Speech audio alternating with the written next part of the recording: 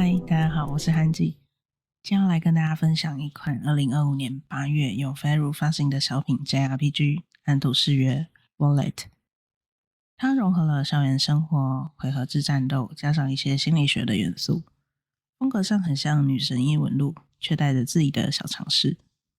特别的是，它切入了数位时代常见的焦虑以及课题。今天我不会爆雷剧情，主要会谈游戏的特色、优缺点，最后给出一些建议，帮助你判断这款游戏值不值得玩。游戏的舞台在灰星学园，你是一名转学生，很快的卷入了一连串奇怪的事件。学校里除了日常生活的上课，还有一个虚拟网络空间周哈里。这个平台几乎掌控了学生的生活、交友以及学习。不过在周哈里的背后还潜藏着另一个更黑暗的异界 Breach。 这里会投射人们的焦虑与欲望，把他们变成怪物。设定上有点像 P5 的心灵殿堂，你和同伴要进入异界，把被吞噬的人救回来。虽然整体世界观不错，但剧情推进得很快，角色的成长和情感的铺陈会让人觉得有点浅。一天的话就是典型的校园模拟，你会接到学生生活智商室的任务，像是找东西啦、贴传单，或者是偷听同学的对话，还有一些3元判断的小抉择。很多任务都要用到声纳系统，你会疯狂的按键扫描周遭。完成小任务后可以拿到赞，累积起来可以扩大声纳的范围。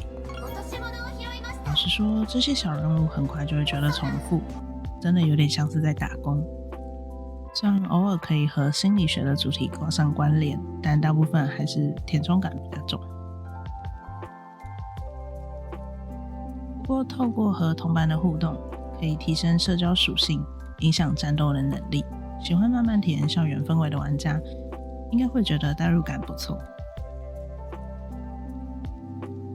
而当现实的问题恶化，就会在异界生成迷宫。这些迷宫普遍不大，设计上偏短，偶尔会加上一点谜题。优点是推进快，不会太拖。缺点就是角色的心理描写偏直接，象征的手法会比较少一些。与其说游戏的迷宫是能够细细探索的空间，不如说更像是执行推进的工具。顺带一提，这款游戏的游戏币基本上没有什么作用，所以迷宫的话，我个人觉得不用花太多的时间在完整的探索上。除了主线，游戏也有角色的专属事件，透过与角色的互动，你能够更了解他们的个性以及背景。不过要注意的是，这些角色的事件并不是在一周目就能够全部体验到，因此我有制作一则影片，把所有的角色事件都完整的收录，让大家可以一次看到完整的内容。建议大家专心攻略有兴趣的同伴就好。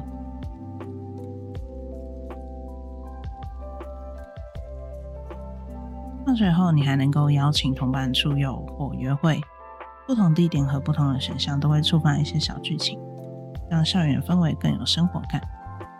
游戏的一大特色是3元属性系统，分成光明面以及黑暗面。光明面包含了道德、同情以及利他主义，黑暗面包含了马基维利主义、心理病态跟自恋。玩家的选择会影响角色的对话与技能，有些分歧还能带来不同的小剧情。虽然大部分的选项都很好猜，但整体来说还是让角色更有了一些个性。游戏的战斗是回合制，每名角色对应了一种情绪的原型，像是愤怒型偏高爆发，焦虑型则擅长异常状态。游戏也设计了行动顺序条，能清楚地看到敌我的行动。游戏的主角还能选择当领导者辅助队伍，或者是统治者专心输出。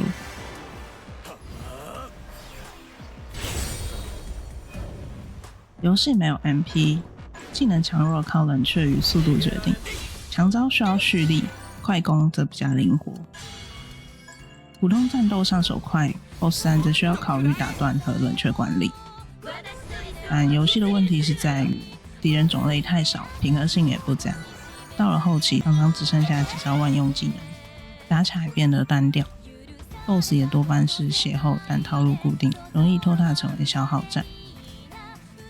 美术算是中规中矩，场景有时候会有些廉价感，但角色的立绘蛮可爱的。配音则是一大亮点，增加了沉浸感。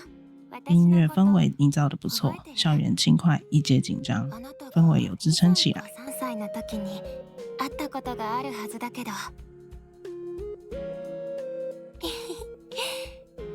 物野有利です。あなたにとっては母方のいとこということになるのかな。報道されたからですよね。だからアルカ先輩が襲われたら次は私が有名になる番かなって。南、あなたそんな考えおかしいよ。でも私のデザイアが言ってるんです。そうすればみんなが私を見てくれる。もっともっと注目してくれるって。だからはるか先輩にはもっと有名になってもらわないと。はるか先輩がひどい目にあって、それを大勢の人が知れば知るほど私も人気者になれるはずなんです。悪いわね、南。あなたの思い通りにはならないわ。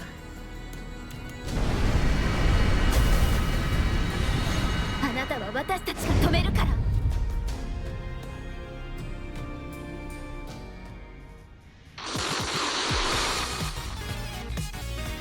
もべよ、私のために戦いなさい。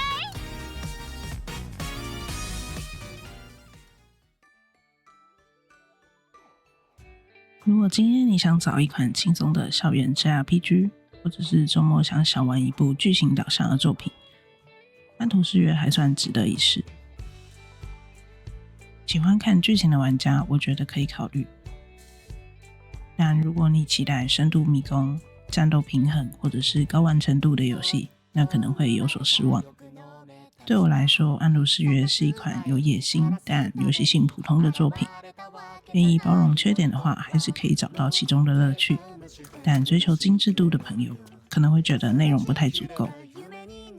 那今天的影片就到这边，我是汉吉，我们下次再见喽，拜拜。